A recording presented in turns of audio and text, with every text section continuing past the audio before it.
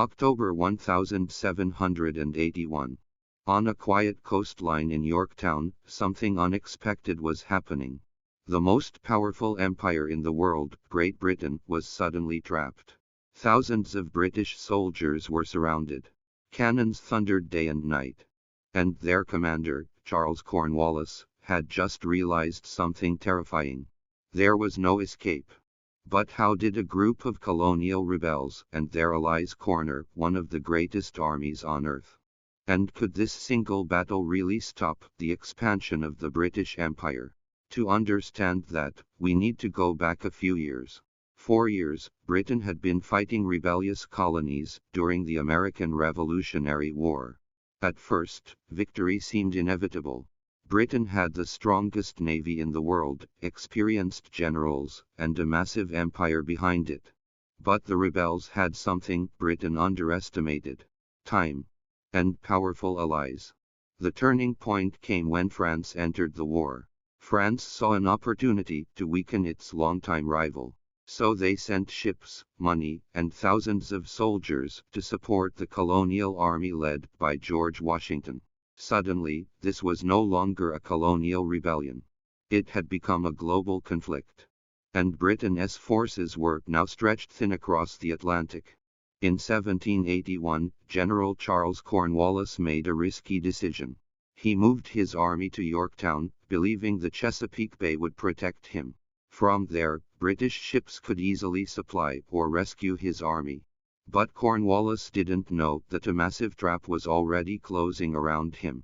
While Cornwallis waited for reinforcements, something dramatic was happening hundreds of miles away. Washington and the French commander Jean-Baptiste Donatien de Weimar, Comte de Rochambeau, were secretly marching south with thousands of troops. At the same time, a powerful French fleet sailed toward the Chesapeake.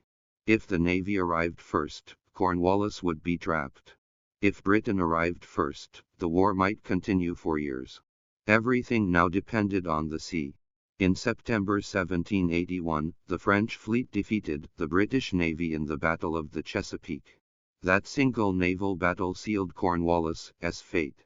Soon, nearly 17,000 American and French soldiers surrounded Yorktown. Cannons pounded the British defenses.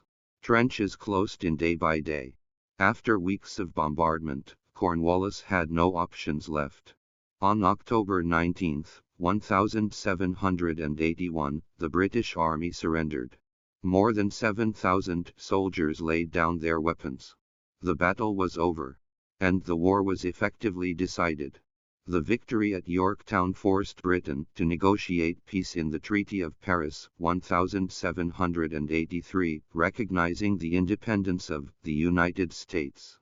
A single siege had changed the course of global history. But here is the fascinating question. What if the British fleet had arrived first? Would the British Empire have crushed the revolution? Or would the world still have ended up the same? Let me know what you think in the comments. And if you enjoy discovering the battles that changed history, make sure to subscribe for the next story. Like and share past whispers.